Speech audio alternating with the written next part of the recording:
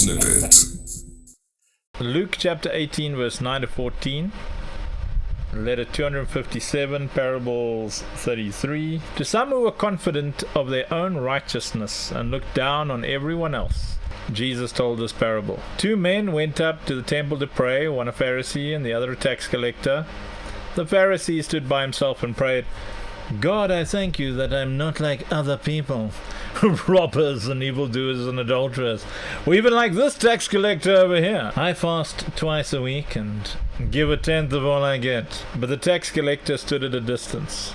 He would not even look up to heaven, but beat his breast and said, God, have mercy on me, a sinner. And Jesus says, I tell you that this man, rather than the other, went home justified before God.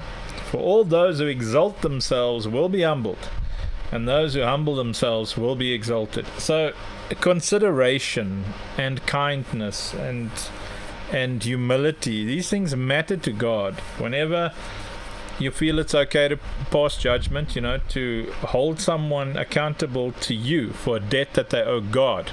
Sin is not a debt that is owed to you. It's a debt that is owed to God. You didn't pay for people's sins. He did.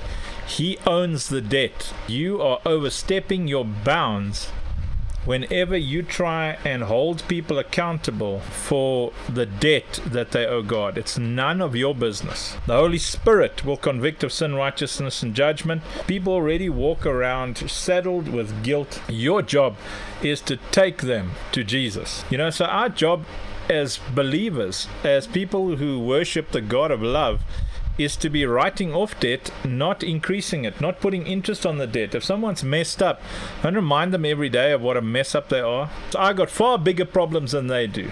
Like corrupt government individuals who steal so much money that was meant for the poor. Put a camera on me and give me a gun, I will pop that guy in the back of the head. That's the thought that goes through my mind.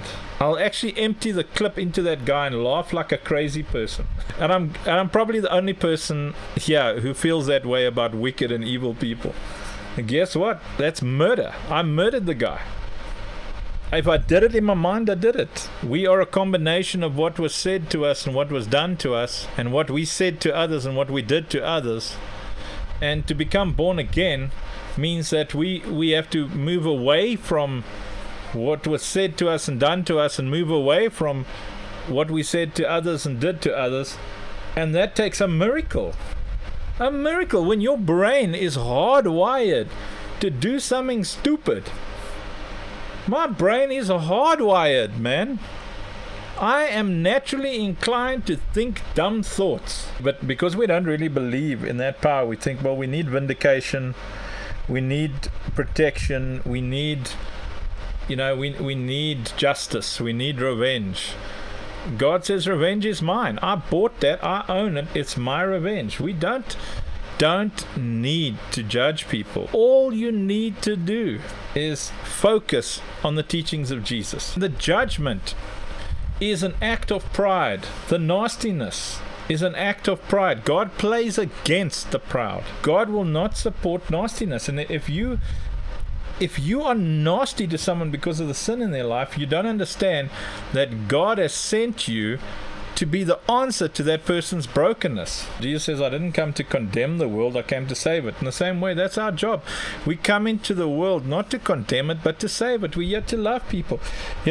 I got lots of people to judge, really. There's a lot of people. Been in ministry for a long time, and a lot of people hurt me, and I'm sure a lot of people have cause to judge me because I've been stupid 90% of the time, and I said things that I shouldn't have said and did things that I didn't say, and half the time I wanted to do the right thing and I did the wrong thing, and Paul says the things I want to do I don't, and the things I don't want to do I do, and it's just a struggle just to preach what I practice and practice what I preach. It's a daily struggle. Love, forgive, make disciples. That's how we roll. Love, forgive, make disciples. What do we make disciples? What do you teach a disciple? The words of Jesus. The more you teach them the words of Jesus, the more you will save their lives and you'll save your own. Because you'll become more and more full of love, and you'll start to believe that, I don't need to judge people. So our strategy over here to sort out the corruption politically is we're not as focused on taking people out of power as we are putting the right people into power. Create an environment where people want to be, an environment of love and forgiveness and kindness. Tell them these are the rules to hang out with us, and if you don't follow the rules, you don't get to be here. We're not going to be nasty to you, just don't get to be here. The purpose of judgment is healing. Jesus' judgment was, forgive them, Father, for they know not what they do. If you exalt yourself, you will be humbled. I see it over and over, and I try and warn people, especially like early Christians. They give their lives to Jesus, and then all of a sudden they are wanting to confront everybody who's not as holy as they are. And I think, oh boy, you are in for such a horrible time, dear friend. See, if you can move in mercy, you'll see a lot of mercy in your life. If you can move in grace, you'll see a lot of grace in your life. But if you move in judgment, you'll see a lot of judgment in your life. Knock yourself out. Be judgmental. Be unkind. Do those things. But you're a farmer who's about to be very unhappy with your harvest.